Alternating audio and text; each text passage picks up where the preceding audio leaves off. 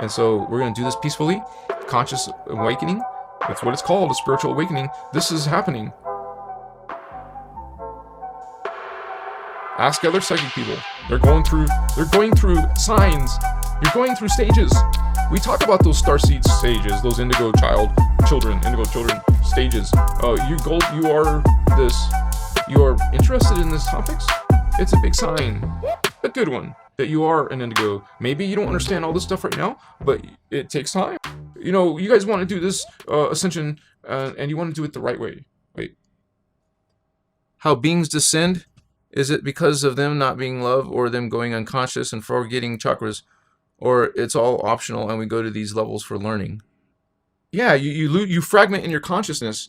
It's like you fall in vibration. That's the best way to explain it. You're literally falling in particle speed. You're falling in consciousness. It's a falling. It's like you go from this station, this radio station, this frequency, this reception, and change your vibration to a lower vibration. You're doing lower and getting lower in your thoughts, darker in your thoughts, more destructive, more hateful in your thoughts. You're falling, until that energy becomes so low, it's what you call, space dust. And that energy, nothing just dies, nothing is destroyed. You went to source God through oblivion. You went back to unallocated, like recycled energy, divine energy. It was recycled. It wasn't destroyed. You were recycled, and you went into like another form.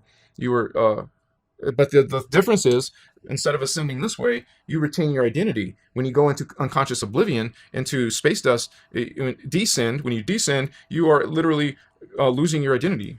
It's like purged. It's gone. There's no more identity, no memory. And the same thing happens when we descended from Tara, from density 2 to density 1. We lost our memory, literally, because we're disconnected from the memory, which is in the morphogenetic field of the planet, within the morphogenetic field of Tara.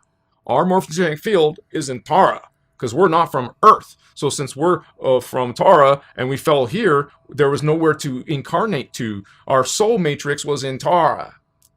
So now there was a rescue mission. Otherwise, there's lost fragments of consciousness. When there's no place to go, it goes into like fragments lost within the unified fields. This is hologram. When we talk about hologram, we talk about holographic energy.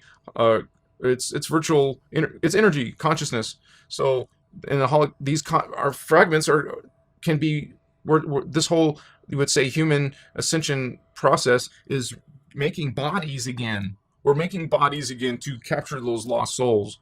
Let's say you're in this higher dimension, and then you destroyed Atlantis, and literally the cataclysm had destroyed part of Earth's energy fields, energetic structure, holographic. It's called morphogenic field. Part of her morphogenic field was destroyed and fell, literally fell.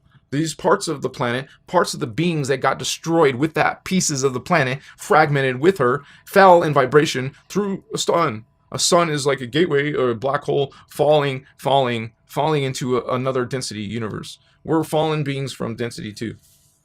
And we would like to, but this is an example of what falling, how you fall, is your speed slows down to the next density or dimension. You're no longer at the same speed.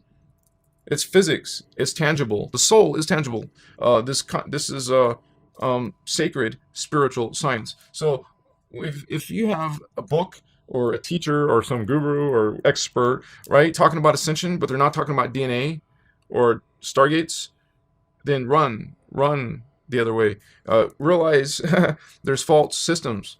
If you're practicing reverse Merkaba, honey, if you are twisting it, distorting the steps, you're not just damaging yourself. If you're teaching other people, showing other people how to do reverse. Some people they're writing books about it. They're calling it like the flower of life. Oh, so it's so beautiful. It looks beautiful. It looks real. Okay, so understand, this is spiritual war. One of the ways they attack you is through belief system, your religion. They will corrupt it. They corrupted it a long time ago in Rome. It's called the Council of Nicaea. Look it up.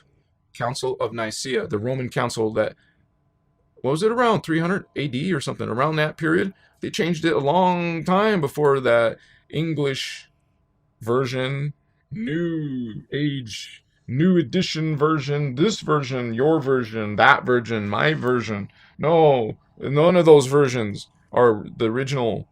What you have is some, wow, manufactured, synthesized, piecemealed, here, truth. There is some truth. You're going to find some truth there, and some truth in that belief system, and you're going to find some truth there, but not the original.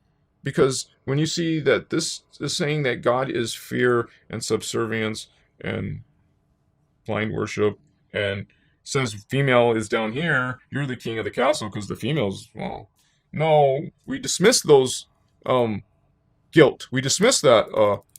It's like surrogate gods, fake gods. You can talk about your God, and all is one.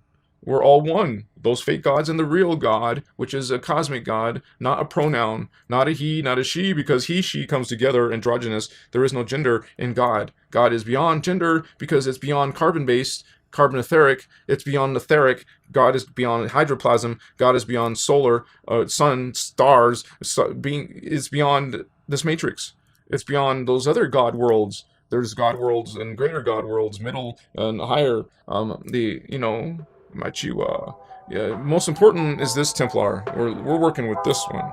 Okay, that tree of life with those 12 spheres. That is our true, our true template. Not this one that's so famous and popular called the Kabbalah. And it's like 10? I don't think so. 10, have you heard 10 tribes? No, it's 12 tribes, honey. There's 12 Seraphim. Okay. But I don't call them Seraphim. These are Kathara. Kathara. That's Egyptian. Ra. Ka. Fa. Kathara. It is not new. It is ancient. Ayachimakai. See ya.